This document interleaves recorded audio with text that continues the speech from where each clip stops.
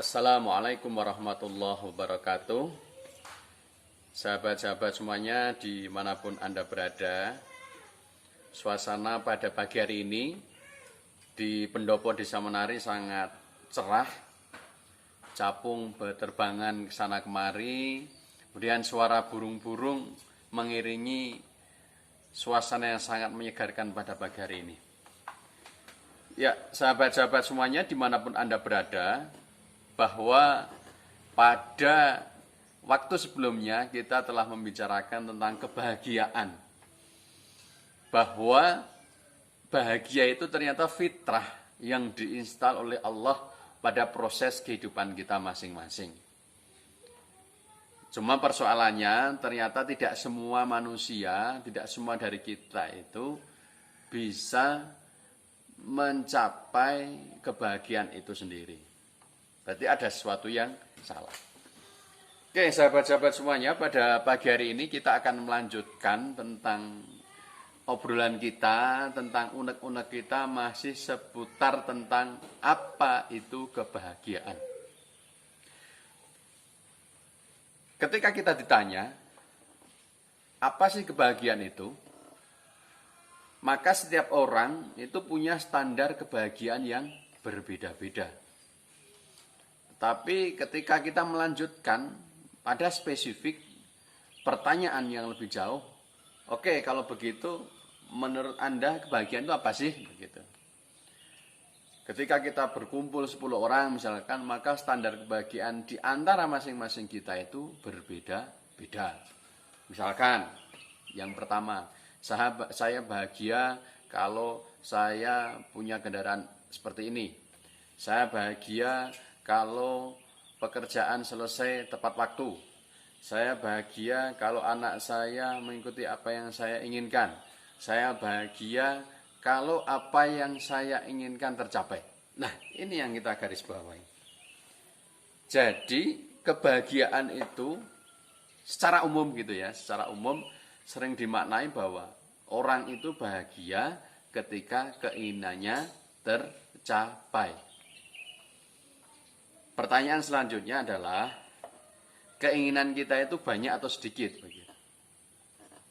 Tentunya sebagai manusia, setiap hari saja, setiap kita bangun tidur mungkin muncul keinginan-keinginan baru. Artinya setiap saat keinginan kita itu berkembang. Secara lebih khusus lagi, berarti keinginan manusia itu sangat banyak. Pertanyaan berikutnya adalah, dari sekian keinginan yang banyak itu, banyak yang tercapai atau tidak? Oh, ada sahabat yang menjawab, oh ternyata tidak banyak yang tercapai dari keinginan saya. Berarti tidak bahagia dong. Kalau tolak ukur bahagia itu adalah keinginan-keinginan kita bisa tercapai. Ternyata dalam proses hidup ini, tidak semua keinginan-keinginan kita itu bisa tercapai. Berarti, kalau standar kebahagiaan kita itu adalah keinginan-keinginan kita tercapai, padahal tidak semua keinginan-keinginan kita itu bisa tercapai, bahkan banyak yang tidak tercapai, hidup kita jadi tidak bahagia. Lantas, apakah kita akan menyandarkan standar kebahagiaan itu pada keinginan-keinginan yang justru tidak sepenuhnya bisa tercapai itu?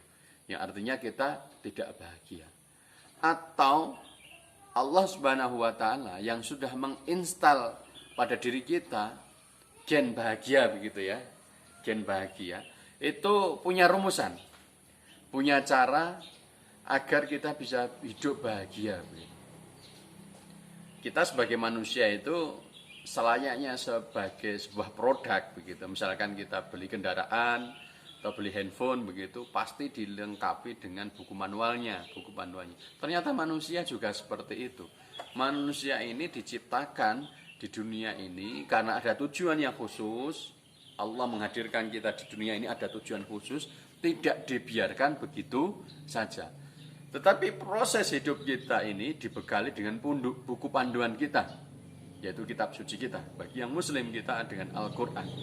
Ternyata Al-Quran itu menjadi pokok panduan seluruh proses hidup kita sejak kita masih dalam kandungan sampai kita meninggal, bahkan pasca kita kehidupan dunia ini besok di akhirat. Nah, maka mari sekarang kita bertanya pada buku panduan kita.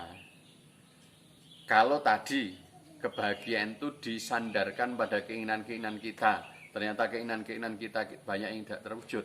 Oke, kita silang dulu. Berarti kalau standar kebahagiaan itu pakai ukuran-ukuran kita justru tidak bahagia. Lantas, apa standar kebahagiaan menurut buku panduan kita yang diberikan langsung oleh Allah? Yuk, kita belajar dari dasar dulu. Kita tiap hari membaca surat Al-Fatihah, umul kitab begitu ya, induknya Al-Quran. Dan itu menjadi rukun ketika kita sholat. Artinya setiap hari saja kita membaca itu 17 kali minimal, belum ditambah dengan sholat-sholat sunnah.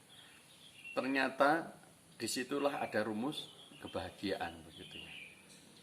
Yaitu di Quran surat Al-Fatihah ayat 6 dan 7. Di situ disebutkan ayat 6 lah. Tunjukilah kami jalan yang lurus. Artinya kebahagiaan itu ketika berada di jalan yang lurus. Apa itu jalan yang lurus? Dijawab di Quran surat Al-Fatihah ayat 7, yaitu jalannya orang-orang yang engkau beri nikmat, bukan jalannya orang-orang yang tersesat dan engkau murkai. Artinya jalan orang yang beri nikmat itu berarti kan bahagia kan? Orang mendapatkan kenikmatan kan kebahagiaan. Ternyata syaratnya untuk mendapatkan kenikmatan kalau mengacu pada buku panduan kehidupan kita atau kitab suci ini adalah harus berada di jalan yang lurus. Inilah rumus kebahagiaan yang diberikan langsung oleh pencipta kita. Ini loh, kalau kamu mau bahagia maka ikutilah jalan yang lurus. Apa itu jalan yang lurus? Yaitu jalannya orang-orang yang diberikan kenikmatan. Maka kita perlu menggali lebih lanjut di waktu-waktu berikutnya, apa itu jalan orang-orang yang diberikan kenikmatan atau jalannya orang-orang yang lurus. Demikian sahabat-sahabat semuanya, bahwa ternyata Allah yang menginstal fitrah kebahagiaan itu juga memberikan rumusan agar hidup kita bahagia. Kalau kita bahagia tapi menyandarkan pada keinginan-keinginan kita, justru tidak bahagia. Maka mari kita sekarang menggeser sudut pandang kita, menggeser paradigma hidup kita. Kalau mau bahagia, ikutilah petunjuk-petunjuk dari yang menciptakan kita. Ikutilah jalan yang lurus. Karena itulah jalan, metode, atau cara untuk kita meraih kebahagiaan di dunia dan di akhirat. Demikian sahabat-sahabat semuanya, berjumpa lagi di pertemuan berikutnya. Assalamualaikum warahmatullahi wabarakatuh.